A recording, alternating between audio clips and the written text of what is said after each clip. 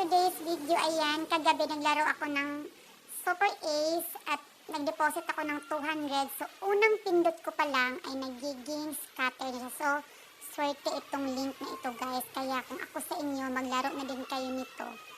Panoorin nyo to, guys. Sa unang pindot ko, yung balance ko, 200 pesos. So, 5 pesos yung bet ko dyan, guys. So, ang style ko kasi, maghintay muna ako ng ilang seconds bago ko pindutin. So, ayan. Ayan na siya, guys. Diba? Wag niyong gawing bisyo to, guys. Pero minsan talaga nananalo tayo dito. Kaya itong link na to, palagi kami nananalo nito ng mga kapatid ko. Last night, nanalo ako ng 2,000. Tapos kanina, nanalo din ng 500. Kasi guys, yung bet ko talaga 5 lang. Hindi talaga ako mag-bet ng mga tag 200. Kasi natatakot na ako bang ganyan. Yung parang libangan lang, guys.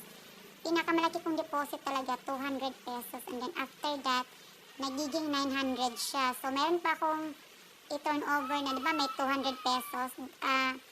Nilaro ko muna yung 200 hanggang sa na-withdraw ko yung 800 pesos ko, guys. So, nanalo talaga ako sa link na yan. Kaya naka-unlist scatter pa yan. Dalawang scatter ako dyan, guys.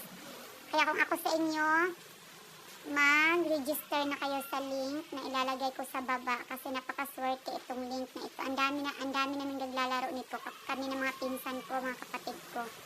So, ayan ang